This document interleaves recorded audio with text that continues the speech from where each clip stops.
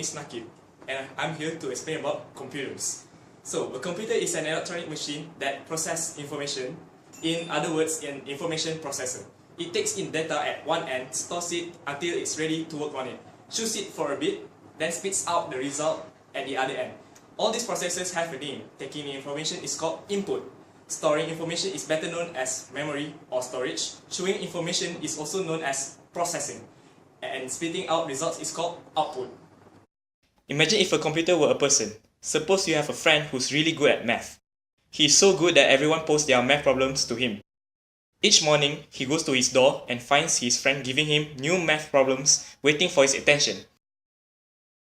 He piles them up on his desk until he gets around to looking at them. Then, he takes a paper off the top of the pile, studies the problem, works out the solution, and scribbles the answer. He then puts the solved problem on his out tray, waiting to be picked up by his friend. Then, he moves to the next problem in the pile. So you can see that your friend is working just like a computer. His door is his input, the pile on his desk is his memory, his brain is the processor that works out the solution to the problems, and the out tray on his desk is the output. Computers get things done as a result of combination of hardware, software, input, and output, as so.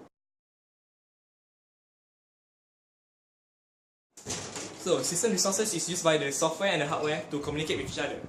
If a hardware needs attention, like pressing a key on the keyboard, it uses a system resource to communicate. There are 4 types of system resources: memory address, input-output address, interrupt request numbers, direct memory access channels. IRQ. For instance, if a key has been pressed on the keyboard, it wants to tell the CPU that the keyboard has been pressed. But the CPU is already busy with something else. So, the keyboard uses the IRQ line to send the signal to the CPU to tell the CPU that there is data that needs processing. Input-output. If the CPU wants to communicate with the keyboard, it will place the input-output address of keyboard on the address bus. It will then find the address of the keyboard.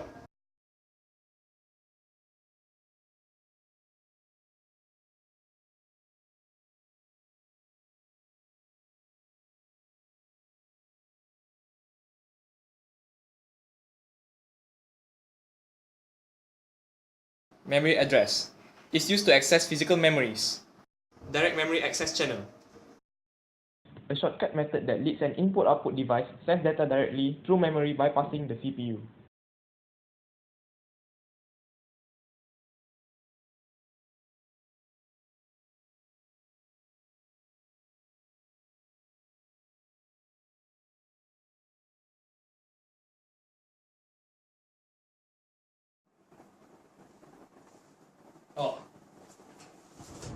So that's how the computer works.